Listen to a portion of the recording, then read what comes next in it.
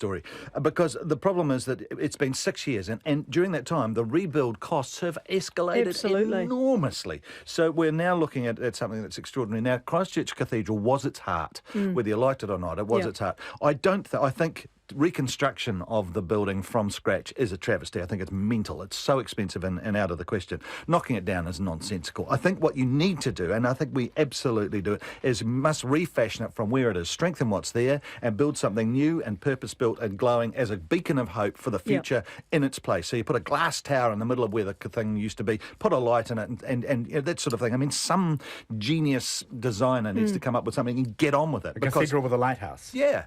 But because it's a beacon of hope. It's the centre of Christchurch. It's where we need to coalesce around. We coalesce around a light. And Leonie's agreeing. Yep. But somebody needs to make a decision and get on with it now. And get that centre of Christchurch go humming. built, it's hard. You know? Put it back. Yeah. Well, it'll be September now. Do you think the government should steer clear of getting involved in sausage sizzles? The government's flagship Healthy Families initiative is trying to convince charities not to raise money through offering the usual fried sausages on white bread with tomato sauce. And Healthy Families targeted, well, actually, this is quite understandable, isn't it? A fun run, and suggested that wholemeal bread and coleslaw be served, and that seemed to work. But Healthy Families staff also contacted community groups booked to hold sausage sizzles outside the warehouse and asked them to reconsider what they were selling. So, a good idea, or was it like trying to regulate the flow of showers in people's bathrooms? And the... I think it's madder than that. I mean, I do. I really think... I read something about Gwyneth Paltrow, and I thought, because, you know, she was trying to... That relates to sausages. Well, it does, because she was trying to regulate what people were eating. She was saying that cucumbers, tomatoes and bread will make you mad, basically. And everyone said, oh, she's insane. But in fact, it does. There's lectins in those things that lead to an inflammatory process that drive you towards dementia. She's absolutely... I beg your pardon. That's absolutely This is totally true. a new strand of conversation. Yes, I know, but we're getting back to sausages. But it's reputable US medical universities have said it leads to leaky gut, brain fog, neuropathy and autoimmune disease. So what she's saying is absolutely right. So, but the thing is, you try putting it across to people and you say, well, you know, you must eat wholemeal bread and you must eat that sort of thing. I mean, half the things that they're going to put in this thing will kill you anyway or drive you insane. So getting involved with stopping people eating sausages, I think is utterly barking. To get back to the point, everyone's got an idea about what you should eat and what you shouldn't eat, and it's wrong for me and it's good for them and all the rest of it. Get out of it. Let the people eat the sausages. It's a fundraiser. It's all fine. What do you think, Leonie? Look, I think that if some of these people running the sausage sizzles want to offer a few more healthy options, then that's great. But at the end of the day, nobody's got to eat them, and you know, you just think this is getting a bit crazy, over-regulation, and we would just stop. You know, we'd just stop all the shop selling. Well, you can't have tomato, you can't have cucumbers, and you can't have wholemeal bread. Obviously not. No, you're not allowed white rice, you're not allowed fillings, you're not allowed soy, you're not allowed milk. I mean, you know, so there's a million things you're not allowed. We end the program, though, with the admonition that sausages can be dangerous. A West Australia man is lucky to have escaped serious injury after he choked on a sausage and crashed his car into the front yard of a house. Oh no, a turn for the worst. No, but he was very good. He was Australian. What more can you say? Harsh. Would you be as likely to choke on coleslaw or a nice vegan sausage? Well, obviously, it's a vegan sausage. What would it be made of? I hate to think. Peter Elliott, thank They're you so really much nice. for your company today. Nice to see you. Lovely. And Leonie Freeman, thank you too. Thanks very much. We're back tomorrow.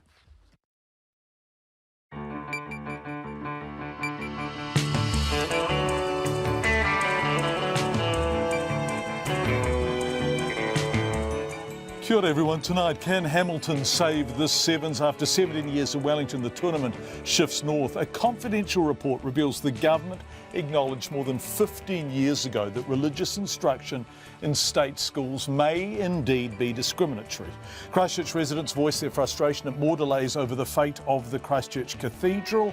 New Zealand exporters applaud the government's efforts to salvage the controversial TPP, but what will it look like?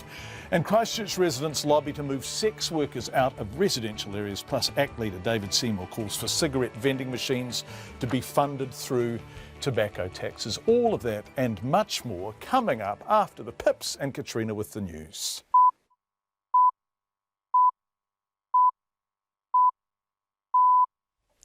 RNZ News at 5. Kia ora, good afternoon. Ko Katrina Batanaho.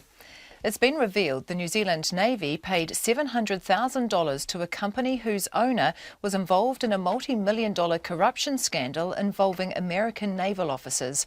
Leonard Francis has admitted his Singapore-based port services company bribed the officers with prostitutes, alcohol and luxury hotel stays to ensure US Navy ships stopped at ports where his company operated. Here's our political reporter, May Heron. Leonard Francis, known as Fat Leonard for his 160-kilogram physique, is currently waiting to be sentenced in the United States. The New Zealand Navy says it used his company, Glen Defence Marine Asia, for specific ship visits in Southeast Asia between May 2007 and December 2011. However, it says it won't investigate its relationship with the company. The Navy says it has no standing or enduring contract with Glen Defence Marine Asia. The Labour Party says it's unacceptable the Navy won't look into the previous contracts and it needs to investigate given the large sum of taxpayers' money spent. From Parliament, May Heron. More than 300 foreign students are leaving an Auckland tertiary institution because of serious problems with their marks. The Qualifications Authority says its assessors disagreed with 80% of the grades given out in courses at New Zealand National College last year. Our education correspondent John Gerritsen has more. The Qualifications Authority says the college has agreed to stop teaching 4 business courses because of the problems, and the students are moving to another education provider. But that provider will first test the students to make sure their English is sufficient and that they deserve the business course credits they've been awarded. Allegations of poor practice in the education sector have accompanied a boom in enrolments from India in recent years, and last week the authority cancelled the registration of a private institution in Auckland, Linguists International. This is John Gerritsen. A pregnant woman needed an emergency caesarean and gave birth to a stillborn child after poor diabetes advice, monitoring and care. The Health and Disability Commissioner has faulted the Mid-Central District Health Board over the case. The woman had type 1 diabetes and was under the care of the DHB's Diabetes and Pregnancy Service in 2014. The Commissioner, Anthony Hill, says she was never told about the risks and symptoms of a serious complication of diabetes known as DKA. She became increasingly unwell at 31 weeks gestation, needing emergency department care for a headache and nausea. Doctors, however, failed to check for diabetes-related problems or to tell the diabetes service about what was happening. The woman was discharged but back the next day in a dire life-threatening condition, ending in the caesarean and stillbirth. Mr Hill says failures in judgment and communications caused poor care. A South Island salmon farm operator has been left reeling after vandals cut a net and released 6,000 young salmon into the wild. High Country salmon manager John Jamieson says he got an urgent call from his workers on Saturday saying one of the farm's nets had been cut overnight. He says the Twizel salmon farm next to Lake Ruitaniwha will be down about $150,000 in earnings with the loss of the fish that were due for harvest next year. We've taken obviously a financial setback, but the big setback for us is a loss in the trust and certainly the thought process wondering, who could possibly have done something like this. John Jamieson says surveillance cameras have now been installed and there are plans to fence off the farm. The police are investigating the incident. The curtain has come down on the greatest show on earth. After nearly 150 years, the famous Ringling Brothers and Barnum and Bailey Circus has held its final performance before a sold-out crowd in New York. Our correspondent Patrice Howard reports. The iconic circus experienced a sharp drop in ticket sales after it stopped using live elephants in acts last May. Animal rights activists had targeted the show and argued that forcing the animals to perform and constantly bringing them on the road amounted to abuse. The circus tried briefly to integrate social media into the show with hopes of reviving its audience, but to no avail. The final performance ended with the singing of Auld Lang Syne, and a Ringling Brothers spokesman called the last show the end of an era. Patrice Howard, Los Angeles. It's 5:04. To sport, and Scott Dixon says his speed at the Indy 500 qualifier took him by surprise. Dixon, the 2008 Indy 500 champion, will start from pole position next Monday after posting the fastest average speed at the Indianapolis Motor Speedway.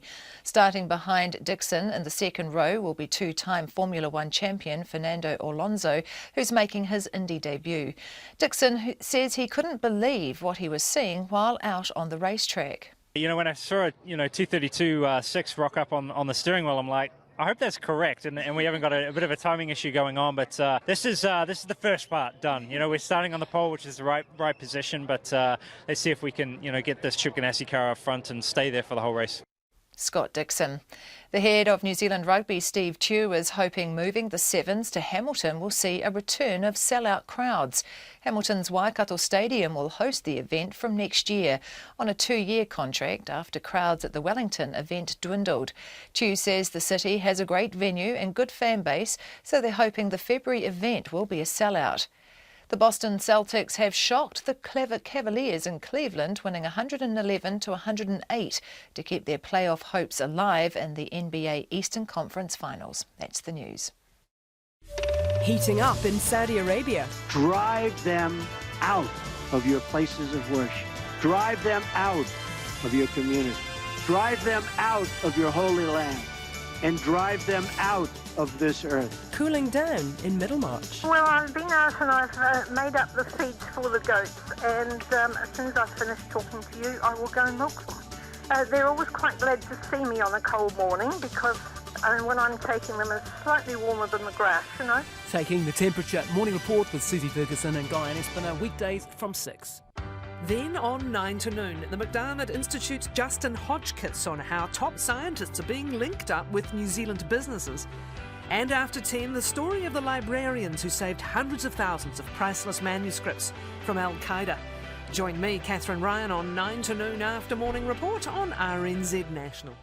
Met Service weather through to midnight tomorrow, Northland to Coromandel Peninsula, including Bay of Plenty. Mainly fine, cloud increasing later tomorrow.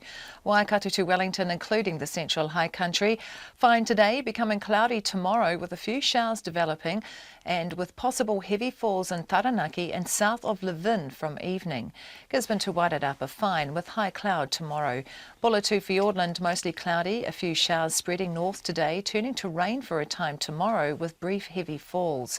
Nelson, Marlborough and Canterbury mainly fine, a few spots of rain in Nelson and western Marlborough tomorrow afternoon.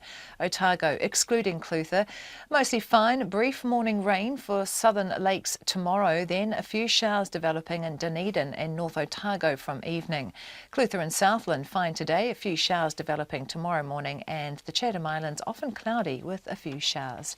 It's 5:08 and you're listening to Checkpoint. Thanks, Katrina. Coming up on the programme tonight, the Christchurch Cathedral, still no decision, increasing frustration in our second largest city. Donald Trump, who campaigned on a Muslim ban, of course, has a different kind of message entirely in Riyadh.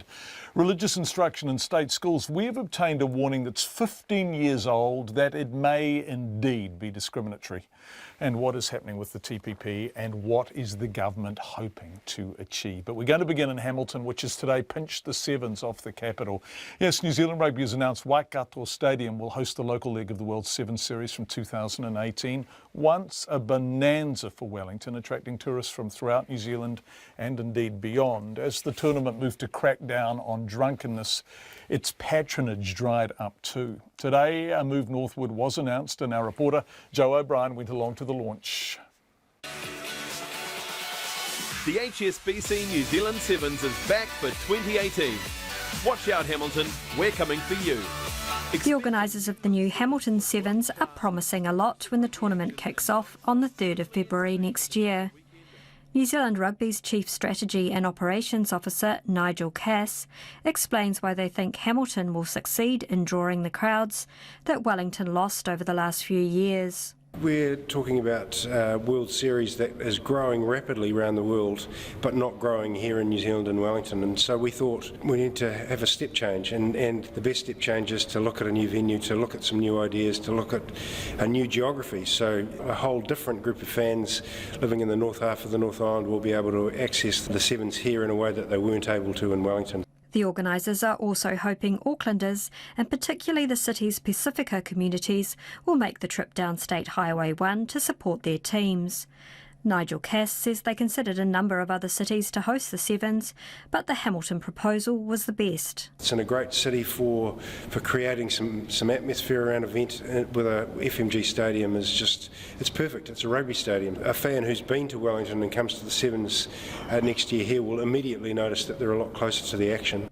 For the next 2 years, New Zealand Rugby will be hosting the Sevens in partnership with events company 37 South, a group of private investors and businesses from the hospitality, events and accommodation sectors working to bring events to Hamilton. 37 South Managing Director Dallas Fisher says they've made a grant to the Sevens, although he says he can't say how much due to commercial sensitivities. Mr Fisher says he also can't give estimates of what the financial rewards could be for the city, but he expects it to be in the millions. I do note that a number of years ago a single test match created about $3 million of economic benefit for the city. So this is effectively 2 test matches over 2 days, plus a week of having the teams, over 250 people and their supporters in the region. Dallas Fisher says with the event being held over Waitangi weekend, he expects it to bring visitors to the region for up to 4 days, with significant benefits for tourism. Hamilton's Mayor Andrew King is also very excited about the potential to fill hotels and restaurants. And after Hamilton City Council lost millions hosting the V8 Supercar Series, the Mayor is at pains to stress the council is not a financial player in this latest sporting venture. We're not financing it, we're just making the stadium available. No ratepayers' money has been put up at all, apart from what would come out of normal budget. This is being underwritten by businessmen and by New Zealand Rugby. The Mayor says they're confident there won't be a repeat of the alcohol-fuelled troubles that tarnished the event in Wellington. The stadium's set up where we can have different zones. People come to the Rugby Sevens with different expectations, and we'll be able to separate the zones out, have party zones, we'll be able to have family zones, we'll be able to have fancy dress zones, we'll be able to have different zones where the different groups of people can't get to each other and where people can enjoy the rugby. On the streets of Hamilton, most people shared the Mayor's enthusiasm. I mean, we're a real rugby town, and I think it's fantastic. I think the support would be tremendous. Generate a bit more money for retailers, and yeah, I think it will be a good thing. You will have a lot more people wanting to party, which can bring with it some other risks, but I think it just help people to see that Hamilton could be a fun place to live as well. But in Wellington, feelings were mixed. It's a big blow. I really think it's a blow for Wellington. But it also would be good to take it out from the capital and try to diversify everything. So I think it might be a good idea. I would say it should stay in Wellington. Yeah. I think it's a good change. I think it's lost its shine in Wellington, so better to try it somewhere different. Organisers say tickets will go on sale in July. For Checkpoint, ko Joe O'Brien tēnei.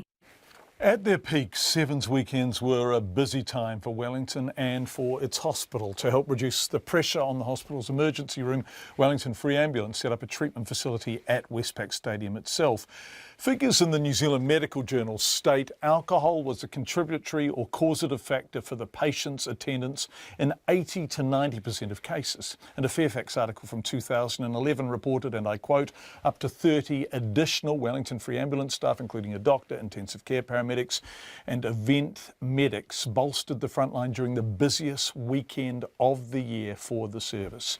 So what is Hamilton expecting and how will they manage it? John Bonning is Head of Emergency Medicine at Waikato Hospital. We need to talk about it from the outset as to how this is going to be managed, and I believe it is very high on the agenda. I think the reason that the Sevens have failed, it might be a strong word, in Wellington is potentially not over the restrictions that were placed on alcohol. It was the fact that alcohol was massively overused and became a big problem. I think that's what killed it in Wellington. And I think that the organising committees at this event actually do realise that this is, whilst they want to bring the the party back to Hamilton. They also are very, very committed to having sensible alcohol policies, and I was at the launch this morning. I've been aware of this occurring for the last short while. They've certainly involved myself and the police, the council, and various other important stakeholders. But alcohol is something that really needs to be managed, and it's on the top of the agenda. I think, well, close to the top in terms of making this work.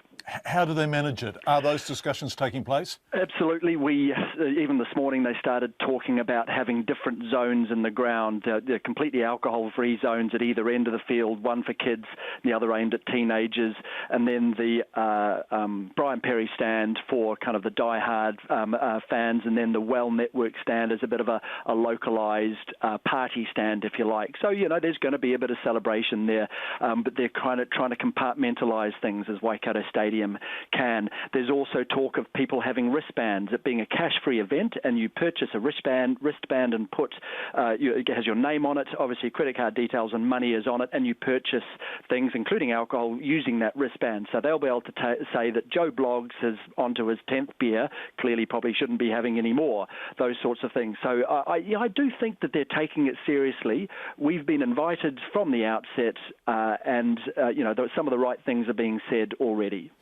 What happened in Wellington was there seemed to be no control and people were getting really, really drunk. And then suddenly there was a sense there was excessive control and there was no conviviality at all. And forgive me for sounding slightly glib, but they are the kind of extremes that have been represented. How do you get the balancing act right? If an adult who was entitled by law to drink wants to have a few drinks, how do you control it so that people aren't filling your emergency rooms on Friday or Saturday night because they're too drunk? It's about the way that they're supposed to restrict people being served in bars, those that are serving having training to make sure they're giving alcohol to appropriate people, limiting the number of drinks that certain people can have.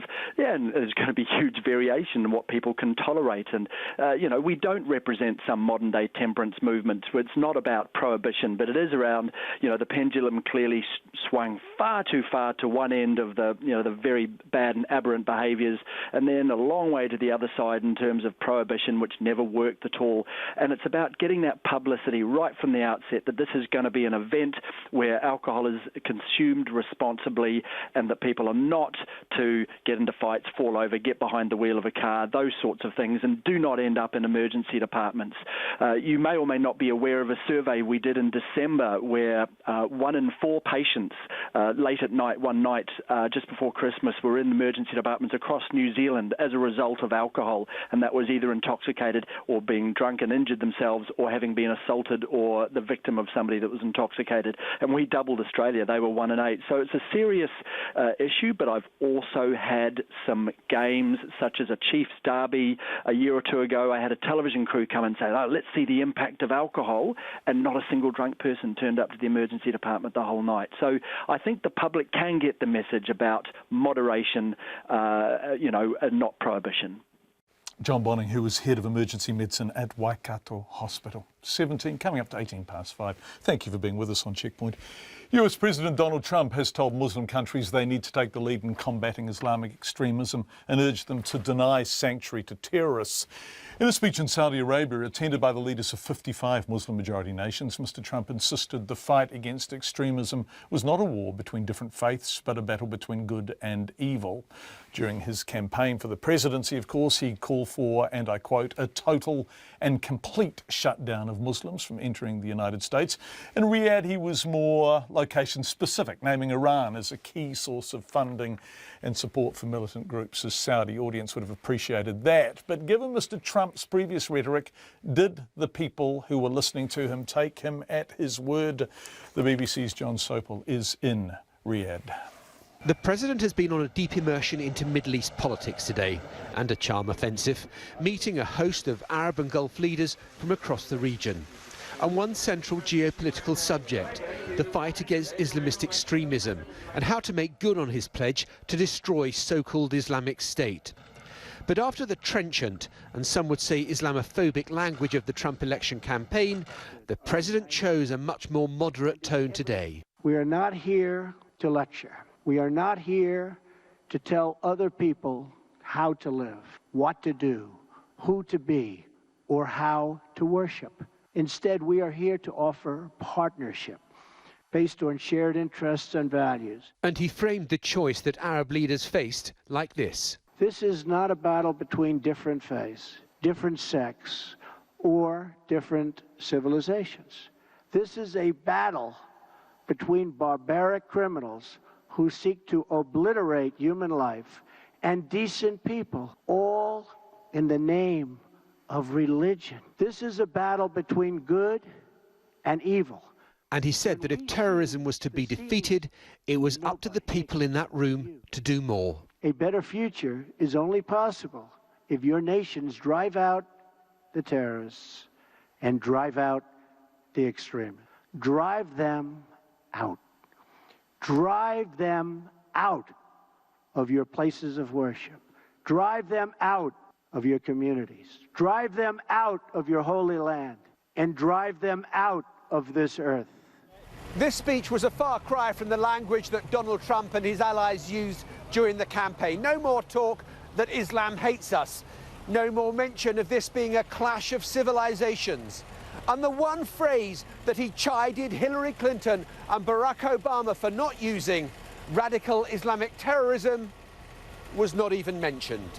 That was then. Donald J. Trump is calling for a total and complete shutdown of Muslims entering the United States. Now, radical Islam is coming to our shores. We have a radical Islamic terrorism problem, folks. And this is now. Donald Trump has made a lot of friends with this visit and this speech. A more inclusive tone, a pledge of American help, combined with a strong attack on Iran. Exactly what his Saudi hosts were hoping for.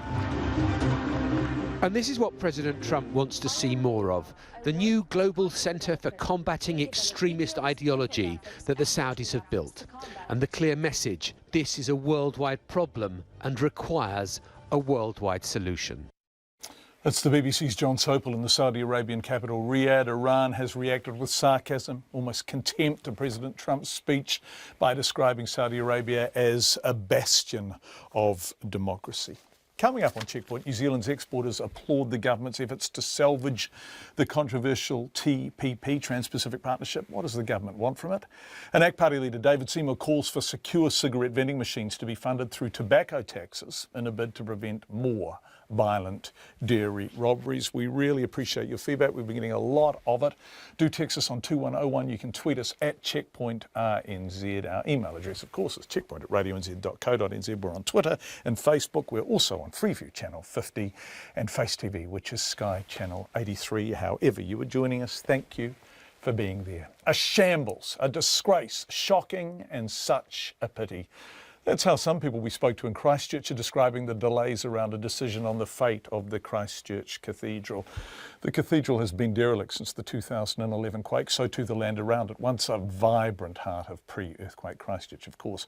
But parties remained at an impasse over whether it should be demolished or restored, and in the meantime, while it's an Anglican church and this is a Catholic notion, it does remain in a kind of limbo. It has now been announced there will be a 4-month delay before a decision on its future is made, delay after delay. Maya Burry reports.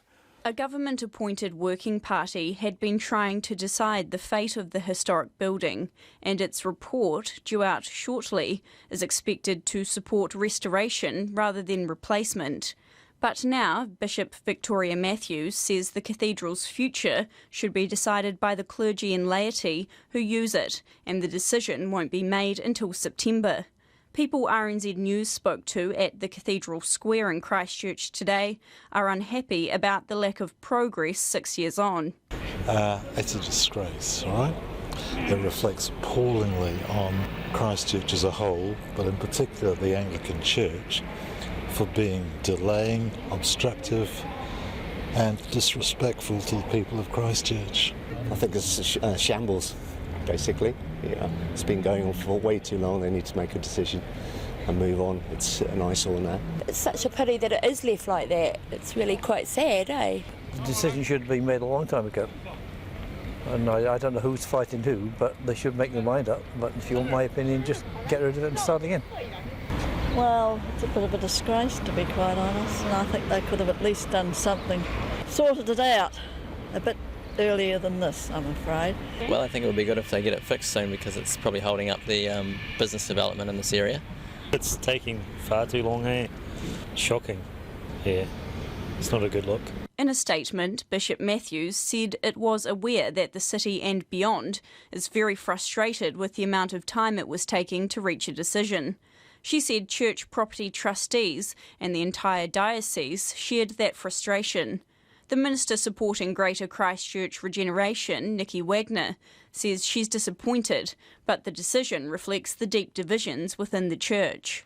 The church has made a decision that they can't support the working decision, that they can't find agreement within the church, and so they're looking to Synod, which is a wider grouping, to make that decision for them. But the Labour Party's Canterbury spokesperson, Megan Woods, says the delays are concerning. She says $500,000 of taxpayer money was spent on the working group, yet 11 months on, there is still no resolution. The government put a huge amount of faith in the working group to be able to come to a resolution, and to hear that we're not going to have that till late this year really is just beyond the pale. Ms Woods says it's not clear if the working group has been effective. One of the things I'm going to go back and ask some questions about is what were the terms of reference for this group? What were they charged with doing by the government? The government made grand announcements that they were appointing this group because they knew something had to happen.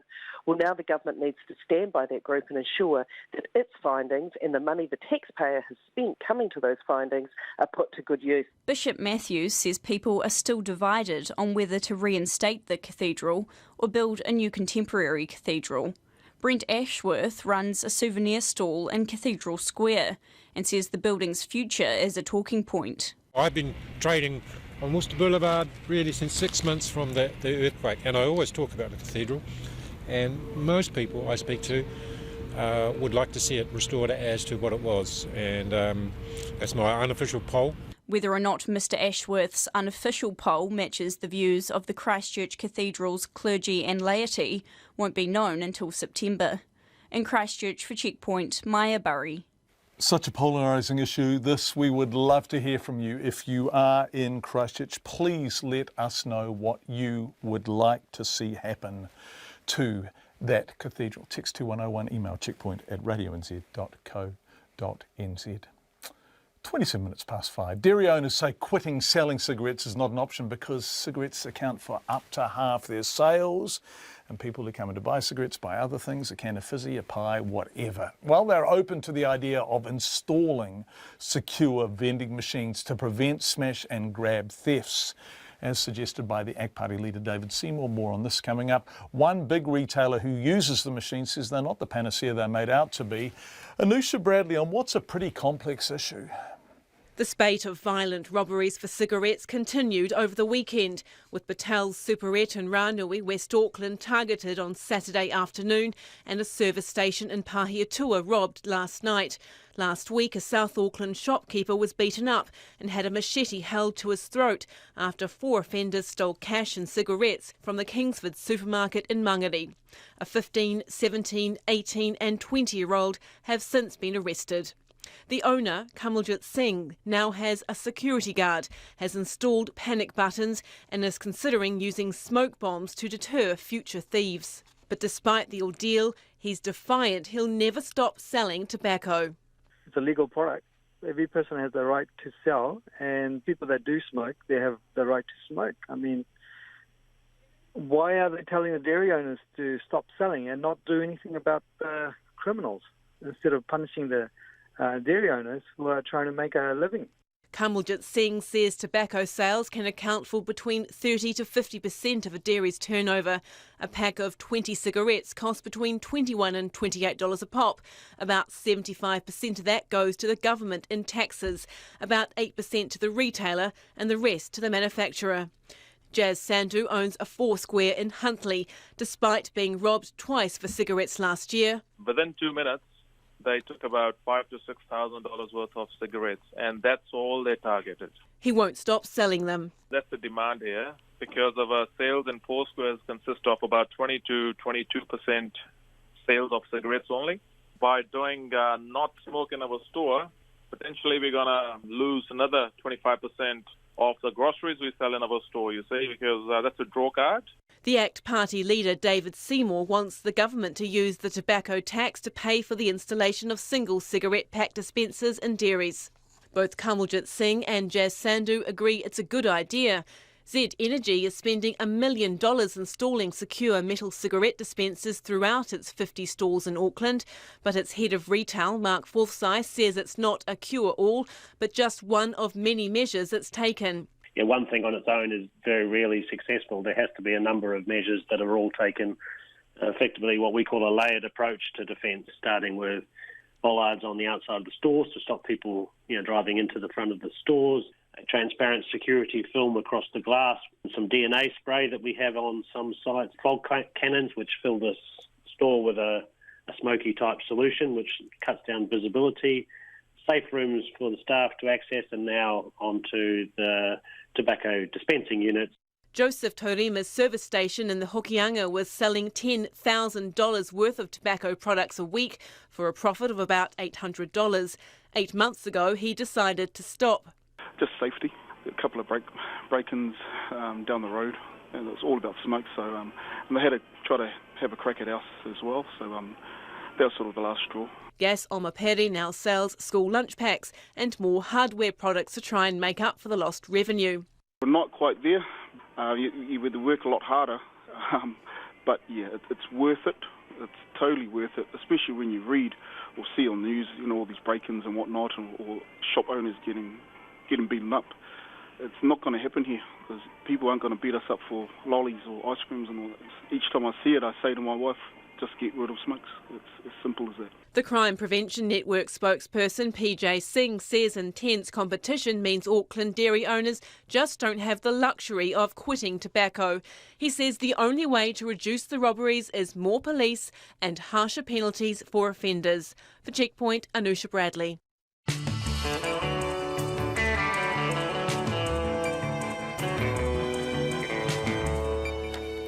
29.5 to 6 coming up. A confidential internal Ministry of Education report reveals the government acknowledged more than 15 years ago that religious instruction in state schools may indeed be discriminatory.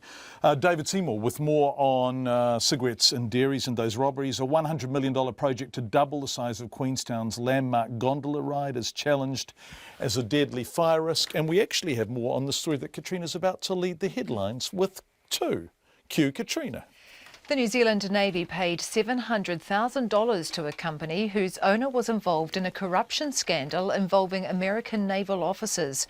In 2015, Leonard Francis, known as Fat Leonard, admitted his Singapore-based port services company, Glen Defence Marine Asia, bribed American officers with prostitutes' meals, alcohol and luxury hotel stays to ensure US Navy ships stopped at ports where his company operated.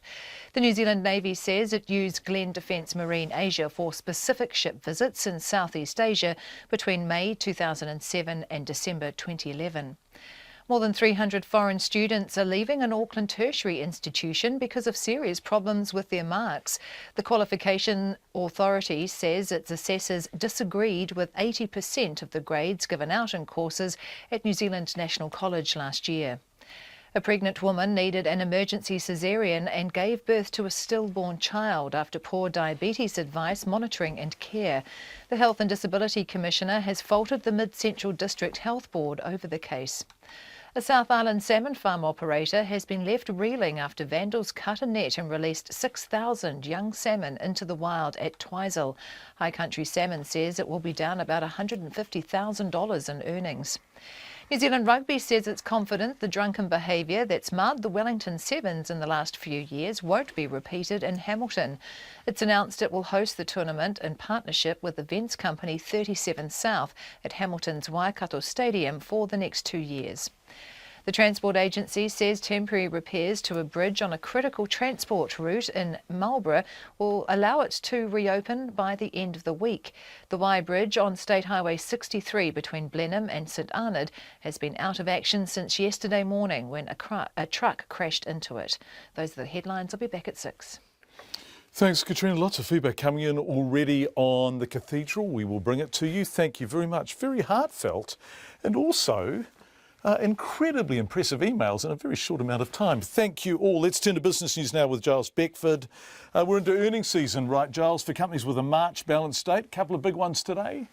Indeed, John. Good afternoon to you. Yes, the first we'll look at is Kiwi Property Group. Now, that is the country's biggest listed commercial property investor. It has a property portfolio worth about $3 billion, so it's not chicken feed. They own such properties as Sylvia Park in Auckland, the Majestic Office Tower in Wellington, and the North Plaza Shopping Centre in Porirua. Those last two, of course, you remember, it tried to put up for sale as part of a deal with the NPT Property Trust, That's which right. that didn't come off. Anyway, a reasonably good result for them. Their bottom line is always at the whim of what happens with property revaluations. This time round, the property revaluations weren't quite so strong, so its profit actually fell 43%. But if we take away the movement in the property values, the underlying profit, their revenue, and that was up about 13%, so reasonably good. But a couple of interesting comments from them. And one is that they're saying that higher interest rates are expected to slow down the rate of growth in property prices, commercial property prices, and they've been surging in the past couple of years, where tens of millions of dollars have flowed into the sector chasing high returns, especially in Auckland. So there's a suggestion there that perhaps some of the heat is coming out of the commercial property market, and that's quite often just a little flag in the wind that suggests that perhaps the broader economy may also start to cool. Thanks, Charles. There was another big company that reported today too, right? Well, I think this is probably the more significant result, and it's from the country's top manufacturing company, or the one I regard anyway as the top manufacturing company, Fisher & Paykel Healthcare. And of course, for those with long memories, they'll remember the old Fisher & Paykel manufacturing empire, which split into appliances on the one hand, and that went into Chinese hands a few years ago. Fisher & Paykel Healthcare is really our most significant manufacturing plant outfit in the country. They make health masks and humidifiers for treating sleep disorders. For them, record profit of $169 million. They're planning to touch $1 billion in turnover in the coming year, and the profit will go with it. And one thing to watch about them is that they're in the midst of a big legal fight about intellectual property with their major rival, an American firm called ResMed. And they're arguing, each accusing the other of stealing their designs for sleep masks and the like. This is a legal fight that's being fought in 4 countries at least, the States, Germany, Britain and New Zealand. And just to hold ground, even before you get down to the hand-to-hand combat in court, has cost Fisher & Paykel Healthcare $21 million in the past year. That's one that could well go on for quite some time. That notwithstanding, a good result from what is, I think, one of the flagship Kiwi companies. Thanks, Charles. What happened on the markets today? A slight rise for the top 50 index, up 17 points to 7409. The New Zealand dollar, 69.3 American cents and 93.2 Australian. Giles Beckford, our business editor, joining us from Wellington. You with us all week, Giles? I am indeed, John. It'll be our pleasure to work Excellent. together. Thank you very much. Excellent. Giles Beckford, thank you. New Zealand exporters are applauding the government's efforts to salvage the controversial Trans-Pacific Partnership, TPP, calling it a victory for free trade. The 11 countries still signed up to the trade deal yesterday announced they'll look at ways to push ahead without the United States, which pulled out in January. Of course, Donald Trump, one of the campaign pledges he's managed to keep. The Prime Minister Bill English says New Zealand stands to save more than $200 million every year in tariffs if the deal goes ahead. Here's our political reporter, Craig McCulloch. Sir Graham Harrison was part of the business delegation who travelled to Japan with Mr English last week. He founded and chairs one of the country's largest meat processors, Ansco Foods. Sir Graham says the joint commitment from the countries still signed up to the TPP is a boon for New Zealand and for free trade. Remember, really, when it comes to trade policy, Japan's always been a follower. Now it's a leader. And it actually understands really the importance of this agreement as a base to be able to take forward liberalisation of trade instead of reverting to protectionism. Sir Graham says even without the United States, the beef industry would benefit a great deal from the agreement. In the case of Japan, the tariff level reduces from 38.5% to 9%. That's enormous. But just think of other countries, Canada with its quotas and also tariffs, and of course what we can do in Southeast Asia. Kimberly Cruther from the Dairy Companies Association is also upbeat. She says the 11 countries still in the TPP account for nearly $2 billion of dairy trade. It's a demonstration that there is still strong support for global trade. That's very significant, including because there are protectionist clouds on the horizon globally. The kiwi fruit exporter Zespri has long supported the trade deal, and its spokesperson Oliver Broad says it's encouraged by efforts to keep the agreement in play. The elimination of tariffs on kiwi fruit imports into Japan would give us considerable gains. For instance, last season, New Zealand growers paid around $25 million in tariffs just into the Japan market. But a long-time critic of the deal, Jane Kelsey, is warning exporters not to celebrate just yet. The Auckland University professor says although the 11 countries involved have kept the agreement alive, they are far from unified. It's very clear that only New Zealand and Japan are wanting to keep the text as is. That means unravelling parts of it, and that means, as Bill English has conceded, that the deal probably will never see the light of day, even if it was good for New Zealand. Ms Kelsey believes the government is spinning the announcement for its own political benefit, when it knows the deal is highly unlikely to go ahead. From Parliament for Morning Report, Craig McCulloch. A confidential internal Ministry of Education report has revealed the government acknowledged more than 15 years ago that religious instruction in state schools may be discriminatory. The report was obtained under the Official Information Act, but it took nearly 2 years and appealed to the Ombudsman before it was released by the ministry. It will be used by the Secular Education Network in an upcoming case at the Human Rights Tribunal, which wants schools to teach a wide range of religions as well as atheism, rather than solely Christianity. Here is our reporter, Zach Fleming, with more. 16 years ago, the Ministry of Education identified in a confidential internal report that religious instruction at state schools could be discriminatory and at odds with the Human Rights Act. The problem, the ministry's legal department said, is that atheist and non-Christian students are forced to either attend classes that are against their beliefs or exclude themselves. Labour MP Trevor Mallard was the education minister at the time in 2001. I thought the amount of discrimination was negligible, and the overall value of the religious education, bar values education, was something that individual principals and boards of trustees should make decisions on, not central government. He chose to stick with the status quo, despite the warning that it could be discriminatory. Mr Mallard says at the time he was hopeful religious instruction in state schools would grow. Not so much as sort of evangelising for a particular religion, but to look at comparative religion and different value systems. But that didn't happen. Today, the vast majority of state schools that do offer religious instruction offer Christian teaching only. So the Secular Education Network has taken the issue to the Human Rights Review Tribunal, arguing that the teaching of one religion is discriminatory and breaches the Bill of Rights Act.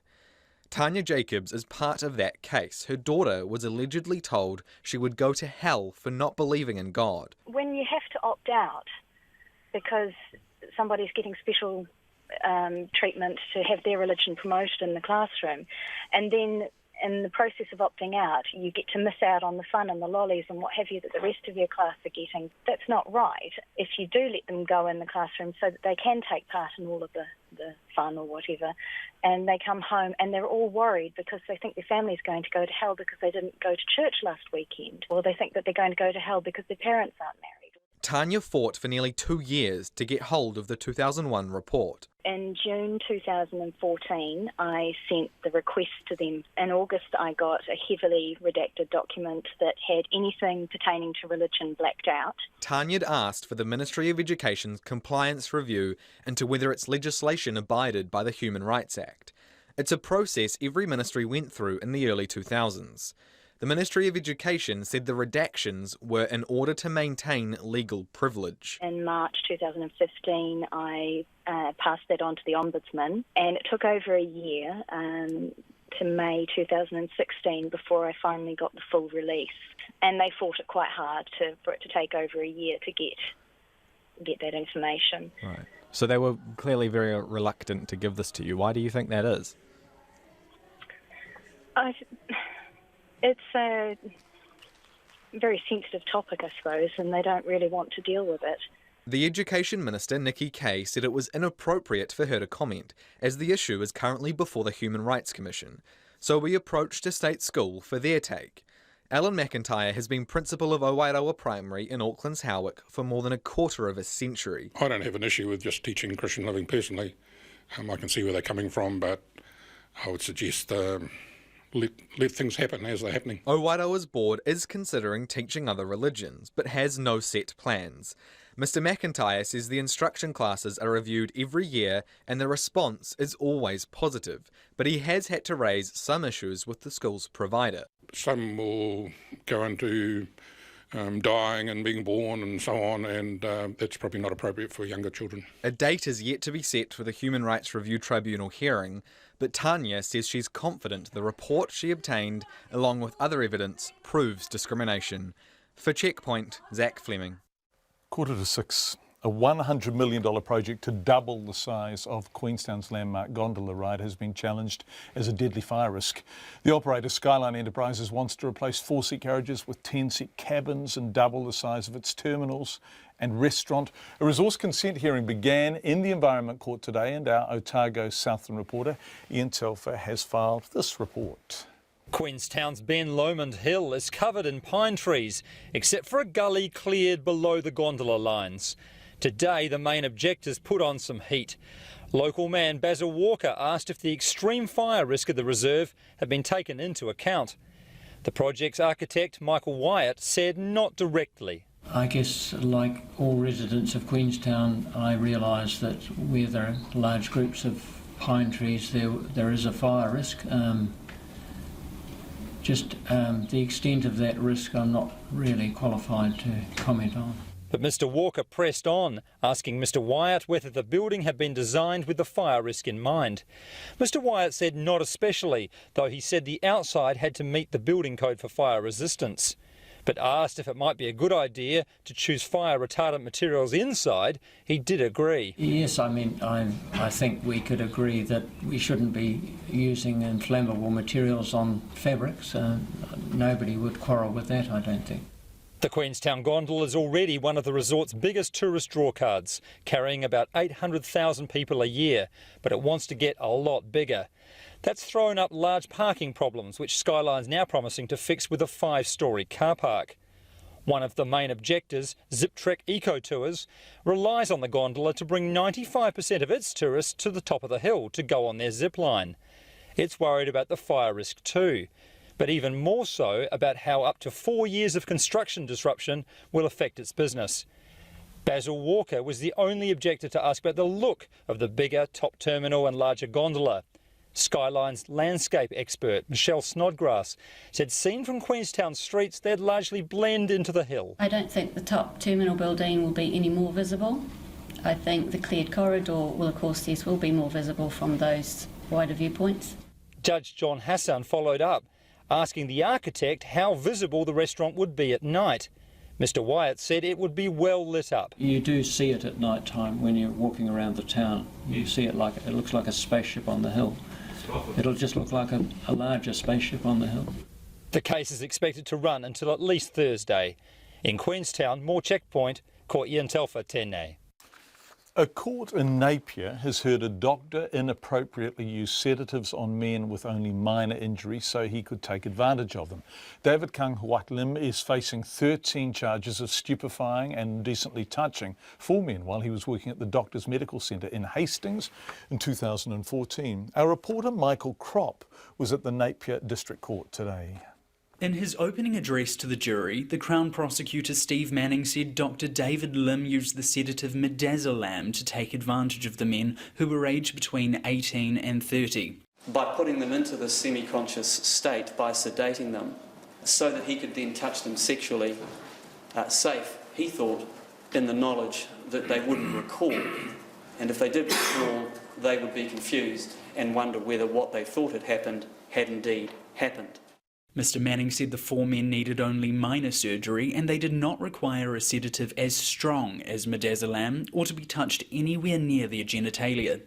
Dr Craig Ellis, an expert in emergency medicine, said people are generally awake on midazolam but forget what happened while they were under its influence. Mr Manning says when the men were sedated, Dr Lim cleared the room of nurses and family and then indecently assaulted them.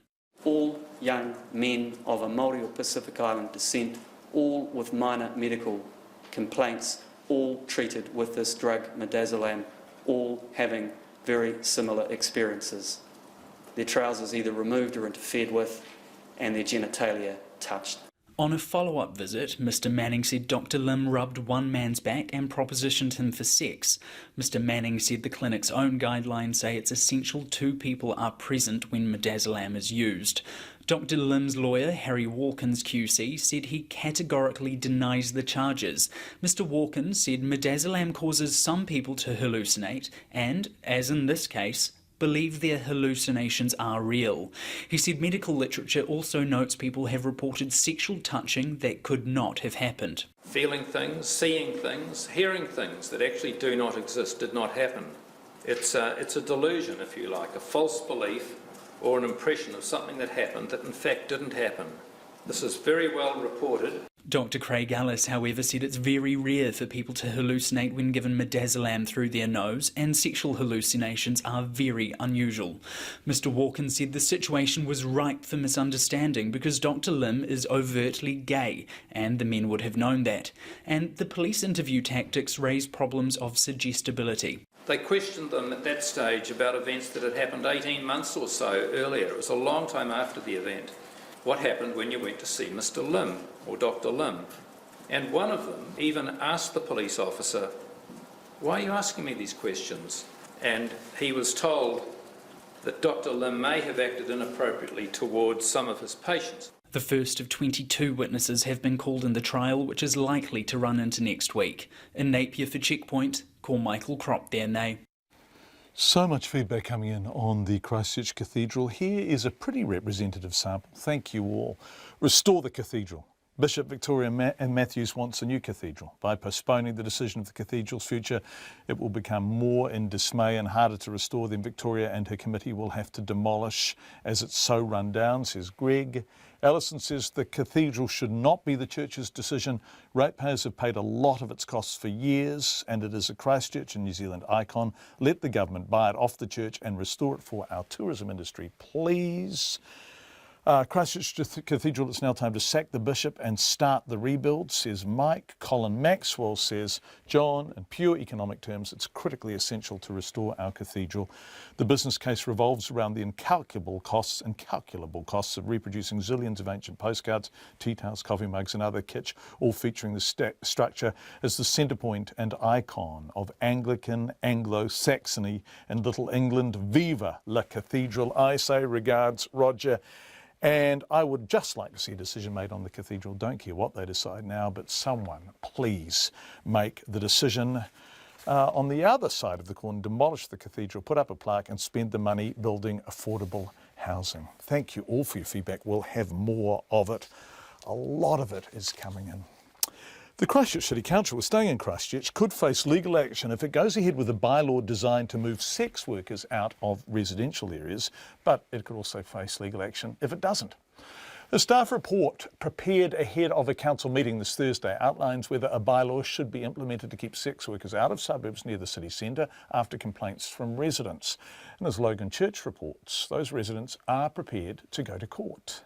Christchurch City Council staff have prepared a report on how to move sex workers away from the suburbs, ahead of a council meeting on Thursday. The report offers 2 solutions: a new bylaw, which would ban sex workers from certain locations, or the status quo, with different agencies working to find a non-regulatory solution. A St Albans resident who has been pushing for regulation, Matt Bonas, says the report downplays what residents are going through. It's just a piece very, very one-sided. It's also a bit naive in terms of the way it's drafted. To be honest, 6 years of this going on. And even yesterday afternoon at 3:30, there was a girl in the corner abusing my family. So it continues even to this day. The council's been grappling with what to do with sex workers selling their services on the streets after the earthquakes forced them out of the city into residential areas. The council says it won't comment until after the meeting on Thursday. But its head of strategic policy, Helen Beaumont, has previously said it is hard to enforce any regulation. But lawyer and Central Christchurch Labour Party candidate, Duncan Webb, who has been working with affected residents, says that is not true. The report itself, quite ironically, has surveyed sex workers on the street and then says it's not a commercial activity. And the mere fact that they can identify who is a sex worker on the street identifies that there's a commercial activity going on there. Duncan Webb says the council should be pursuing both regulatory and non-regulatory options. What the council needs to do is to work both with essentially some incentives and disincentives to this kind of behaviour. The current public places bylaw gives them the power. They've got legal advice which is outright erroneous, and if we need to, we'll point that out to council in court. However, the New Zealand Prostitutes Collective National Coordinator, Catherine Healy, says a regulatory approach could be discriminating towards sex workers and will fail. She says if a discriminatory bylaw is introduced, the collective would also consider legal action.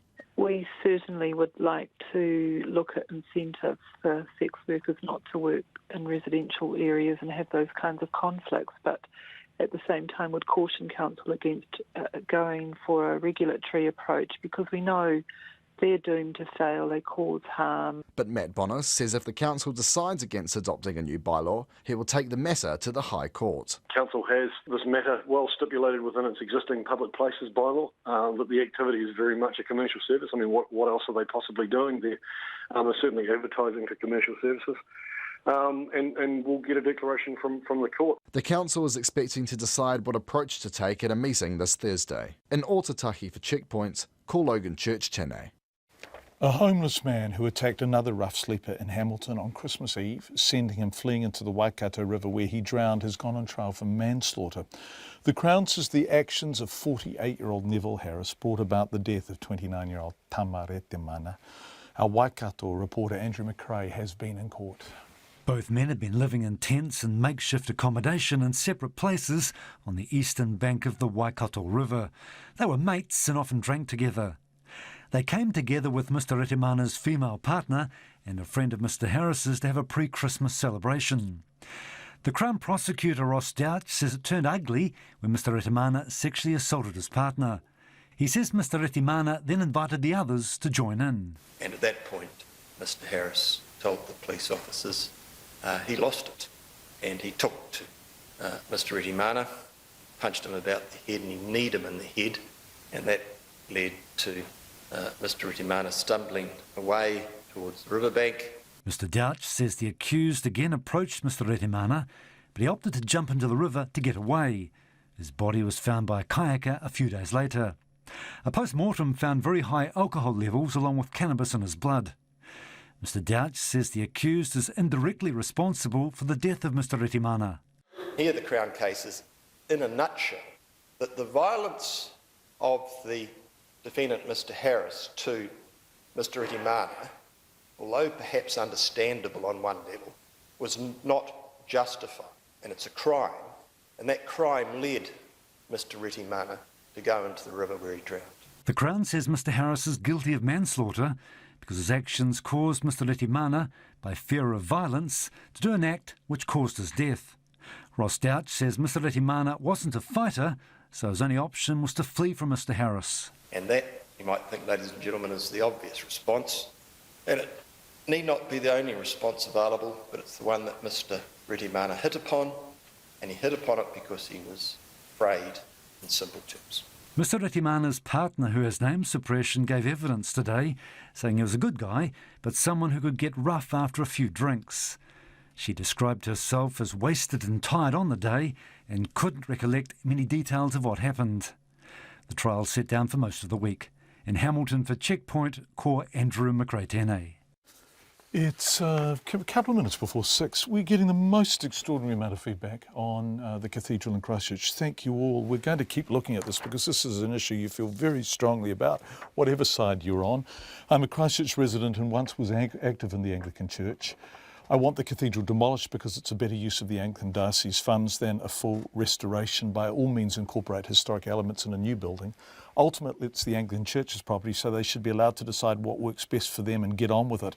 The loss of the rose window finished it for me, at least psychologically. I love the old cathedral and will adjust to whatever goes up in its place, says Eddie. So that's one side. Then Lynette comes in from the other side. John, I've lived in Christchurch all my life and have since I was old enough to understand, thought the cathedral was cold, old and elitist. Only the very rich seemed to go there, and it was very shadow even seemed threatening to the more modern world it now inhabits. It's a symbol of of colonial values, which, while they should be acknowledged, need to be replaced with a more open and welcoming structure. Amazing differences in your feedback. This from Louise.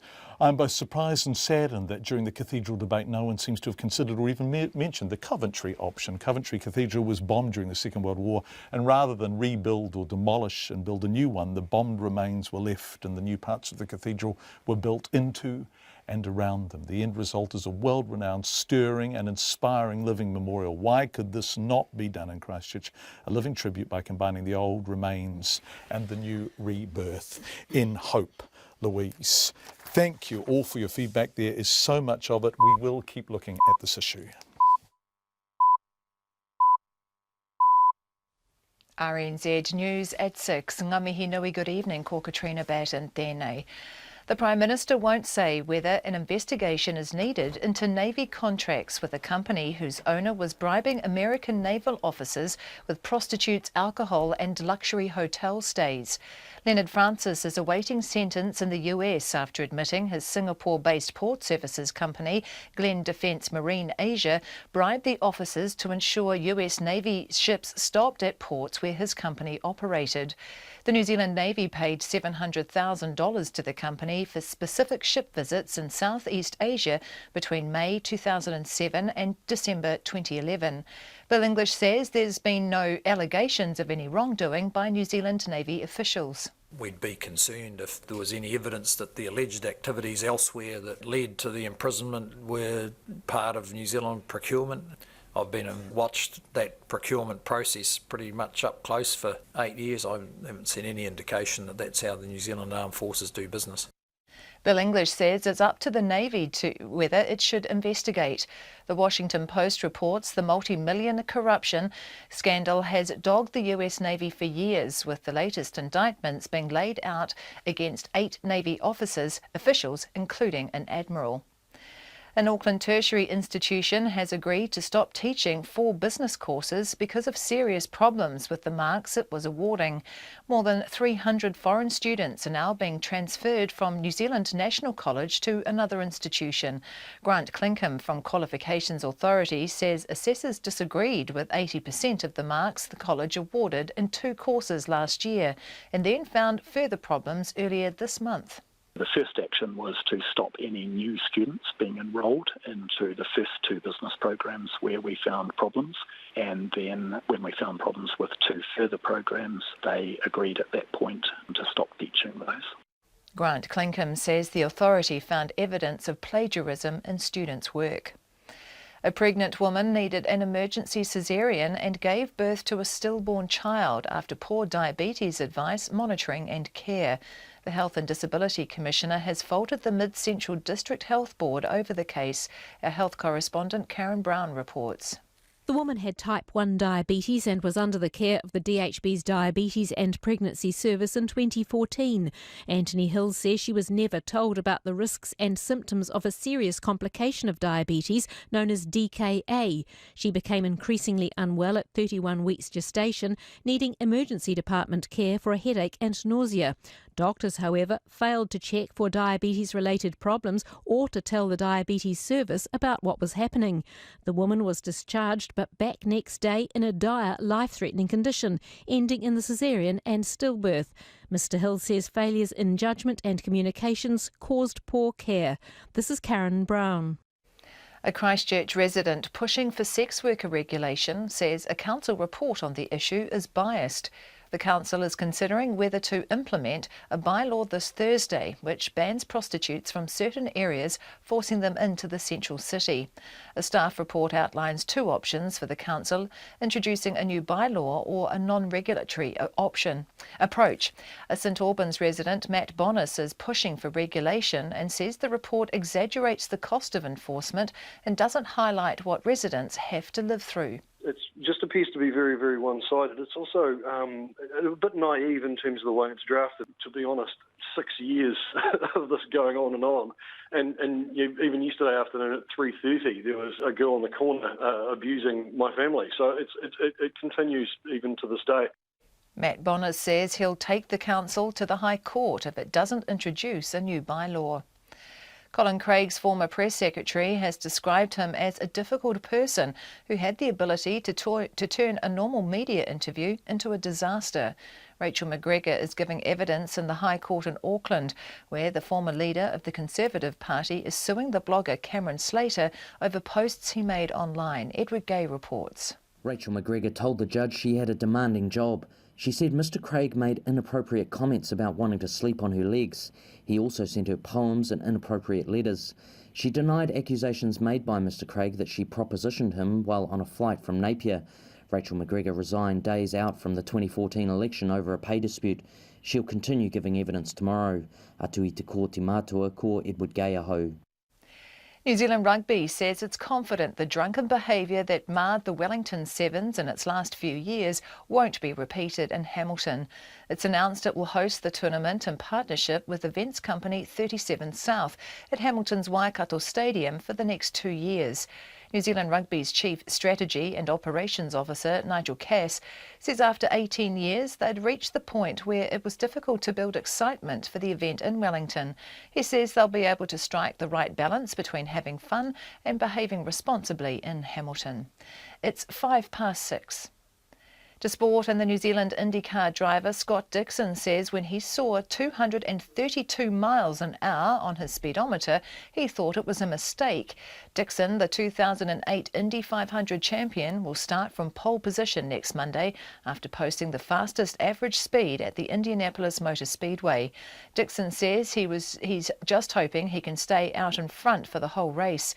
Starting behind Dixon in the second row will be two-time Formula One champion Fernando Alonso, who's making his Indy debut.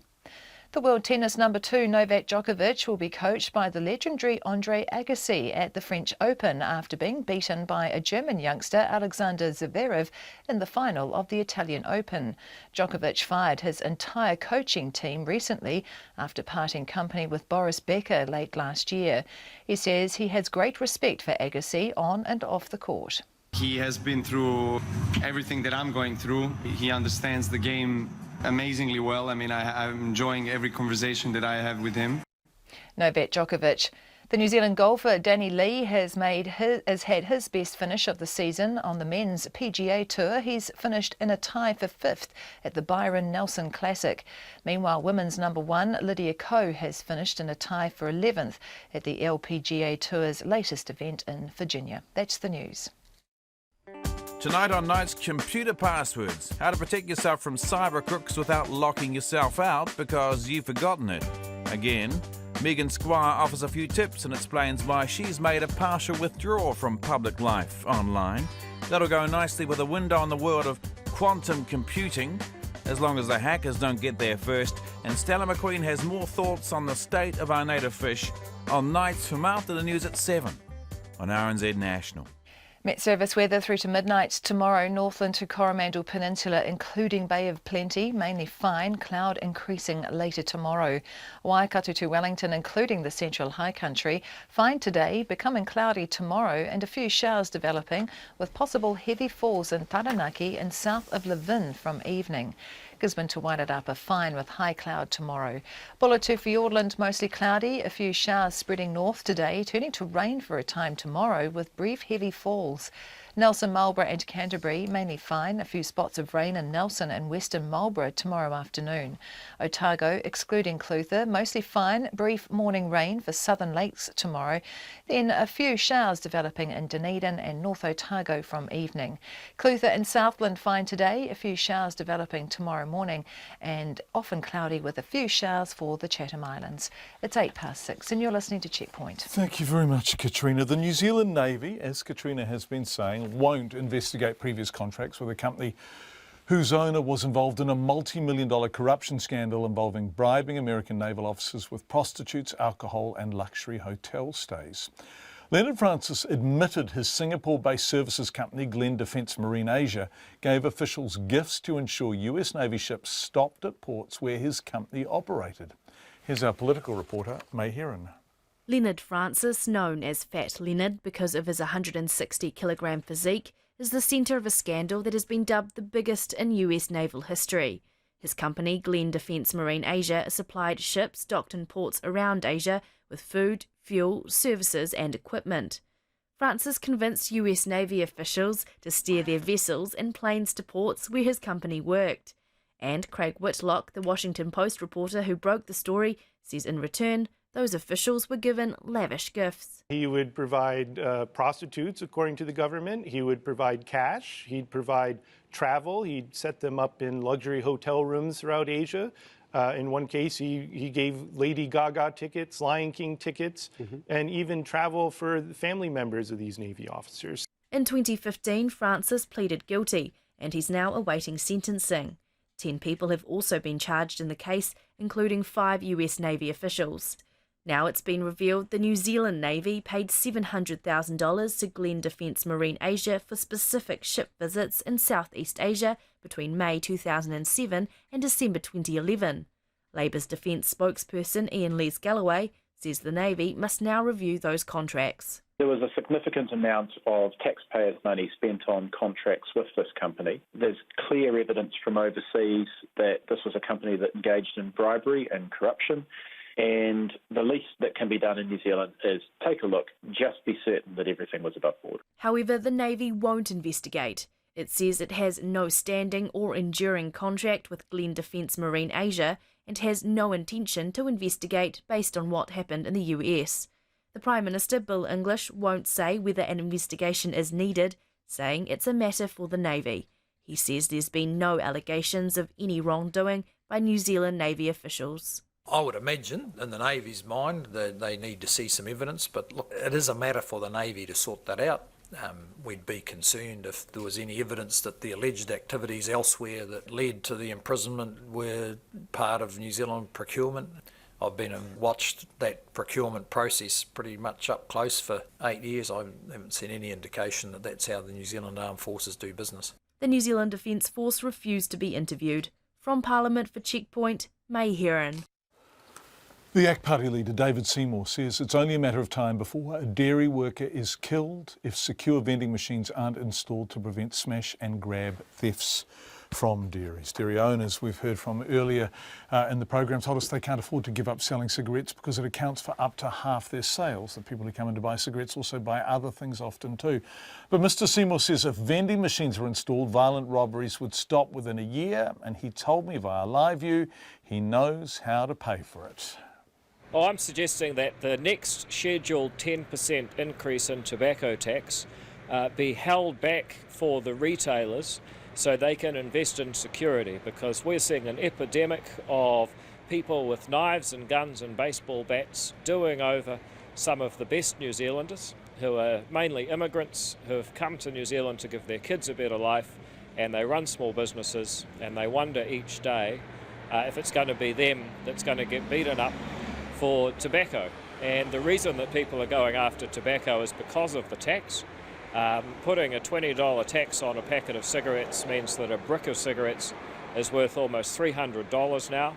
The government has turned cigarettes into gold bars, and that's what's motivating these crimes. I've just modestly suggested to the government that giving them the 10% increase next year to spend on new technology, dispensing machines that stop robberies would be the smart thing to do. Some of the big chain stores are already installing this technology, but what about the mum and dad stores that can't afford it and would go out of business if it wasn't for their cigarette sales? You've been speaking to dairy owners, have you? Yeah, I've talked to a few. We had the crime prevention group meeting. These are a bunch of people, mainly from across southern and western Auckland, who are just sick of being victimised. Okay, so it would work the same way. They would make the same markup. The machine would still be in their dairy, but instead of buying cigarettes over the counter, exposing whoever's working to risk, you would have to put the money into the machine and get them a packet at a time. More or less, yeah. I mean, the ones that Gull have installed in one of their stores as a trial, only one pack can come out at a time, and only when you put a transaction through the FPOS machine at the store. So it makes it completely impractical to rob one of these places. This policy could actually end tobacco robbery within a year if there was the political will to do it. Sadly, the government hasn't listened, and I take no I guess, take nothing out of this, but I have to say, I think someone's going to be killed, given the nature of these robberies and the frequency of them.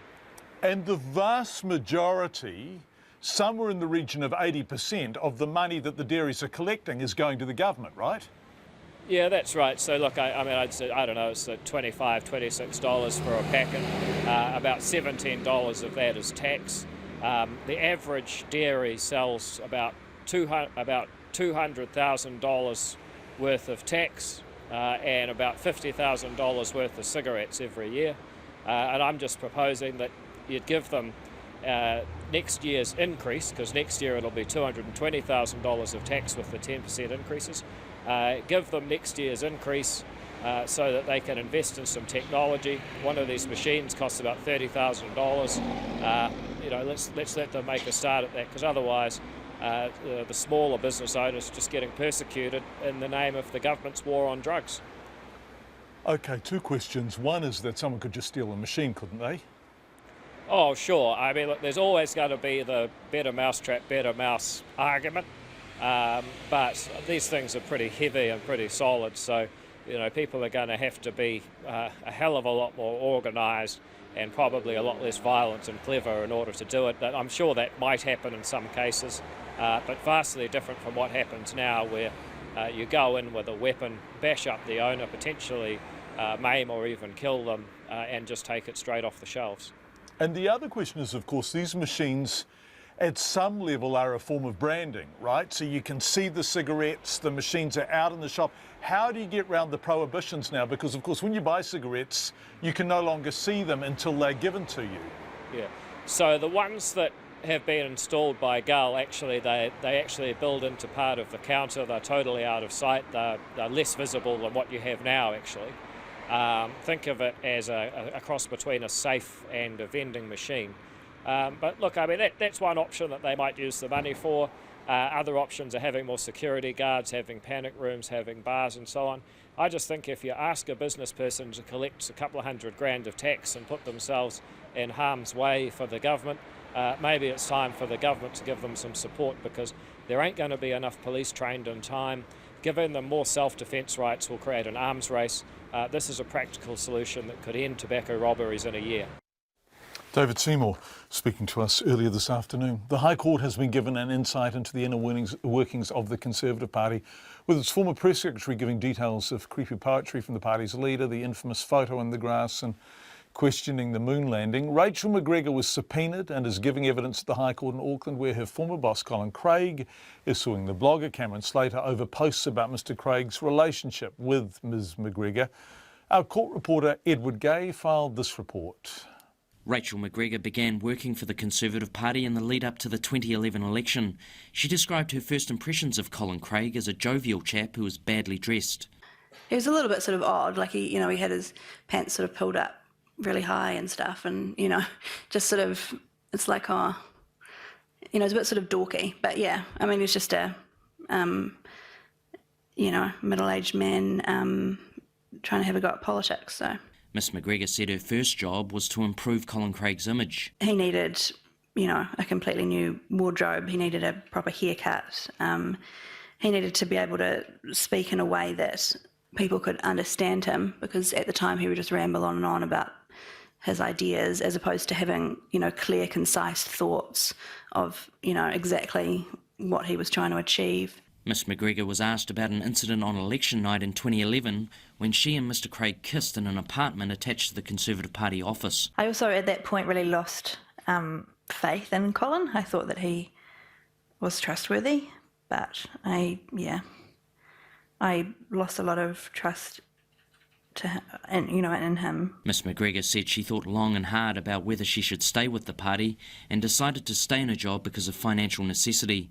She said she insisted on boundaries, including not working alone with Mr Craig at night and on weekends.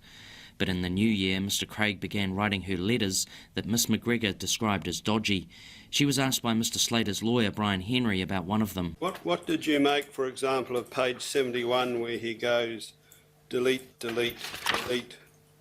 Oh, I thought he was probably writing something dodgy again, and so I just tried to ignore it again. The very end of the letter, page 72, handwritten note, redeemable sometime. What did you think of that? Well, that just disgusted me. And I was also, like, it was just so stupid. Like, what are you doing? Like, yeah, it's just gone from bizarre to just ridiculous. So, yeah. I remember thinking, oh, for goodness sake, this is so awkward. Like, what am I going to do? She said Mr Craig also gave her unwanted advice, including to get rid of her dog. She also spoke of a photo shoot where Mr Craig agreed to be photographed lying in grass on Auckland's Mount Eden. Miss McGregor said she was shocked when the photos were published, but Mr Craig didn't seem to care. And she also recounted another media embarrassment when Mr Craig went ahead with a television interview while she wasn't present. When I got there, I believe he was talking about chemtrails, which is another ridiculous thing. You know, when I say it's a ridiculous thing, like it's another thing that, you know, it's sort of a conspiracy theory. And so, and I remember talking to Colin after the interview saying, what the heck were you doing? You didn't even have makeup on. You know, you shouldn't be, why are you talking to the journalist when I'm not even there? Like, this is my job. And he was like, oh, it was fine. He was nice. There was no problem with it. You know, didn't think there was any problem with the interview. Miss McGregor said Mr Craig went on to question the validity of man landing on the moon. She said she resigned days before the 2014 election over a pay dispute. Mo te hōtaka o te ahi ko Edward Gaiaho. 6:20. The government is being told to come up with a permanent solution to problems with the Manawatu Gorge road. The main route from Palmerston North to Hawke's Bay has been closed for nearly a month after two big slips. Not the first slips, of course, closed for almost a year, 2011-12. Businesses that rely on the road being open say the constant closures are costing them time and money. Emile Donovan reports. For the third time in the past 6 years, the Manawatu Gorge road is out of action for an extended period. And Mike Hermanson, who owns a trucking business in Palmerston North, isn't happy. It's costing us a lot of time having to go over the saddle road, and it's costing quite a bit extra money in fuel costs, and it's putting a little bit of pressure on the drivers to try and keep up trip times. The road is more than 140 years old and connects Palmerston North to Hawke's Bay, bisecting the Ruahine and Tararua ranges. It's prone to slips, and when that happens, the only alternative routes are through the saddle road or the Pahiatua track, both narrow, winding roads badly suited to freight. Mr Hermanson says having so many vehicles on the saddle road can also be a safety hazard. Lots of trucks are going over and they're quite slow. People are getting frustrated with that, and you get people trying to pass in funny places, and you get people going quite quick and cutting corners, and it's just, yeah, a little bit of a problem. Those routes also allow drivers to avoid the town of Woodville, whose economy relies heavily on commuters travelling between Palmerston North and the East Coast. The owner of Cafe 88 in Woodville, Holly Martin, says the closure is a big impediment to business. With the staff, you have to cut hours for your staff because you're getting less income, so you can't afford to pay them more, which they're generally pretty good and they understand that, but, you know, you try and want to give your staff as many hours as you can to be able to pay their bills and everything. It definitely quietens off, so yeah, it gets a bit difficult sometimes. A Massey University geologist, Alan Palmer, says the terrain is especially prone to slip because it's been widened and straightened to accommodate cars and trucks, destabilising much of the earth and rock the road is built against. Dr Palmer says other countries tend to take a different approach to this kind of terrain. Overseas, they wouldn't build a road like that. If you were in Italy or Switzerland, you would be going in sort of a half tunnel and it would have a sloping roof, and so the debris that came down would just go straight over the top. But those solutions are extremely expensive. But Mike Hermanson says it's time to start thinking about a more permanent solution. As far as I can see, all we're doing is putting a Band-Aid on it every time there's a slip. Basically what they do is clear the slip. They try and remove as much stuff as they can from up top, but realistically, it'll just keep happening. So I don't know what the long-term solution is, but certainly somebody should be looking for one. The Transport Agency says it's making good progress clearing the slip, and it hopes to have the road open to single-lane traffic by the end of the week. Mo te hōtaka o te ahi ko Emile Donovan aho. More than 300 foreign students are being transferred to a new tertiary institution after the Qualifications Authority found significant problems at their college in Auckland. New Zealand National College has agreed to stop teaching 4 business courses where NZQA found shortcomings, including plagiarism and poor marking of students' work. Grant Clinkham from NZQA told our education correspondent John Gerritsen the authorities started looking at 2 business courses at the college in September of last year.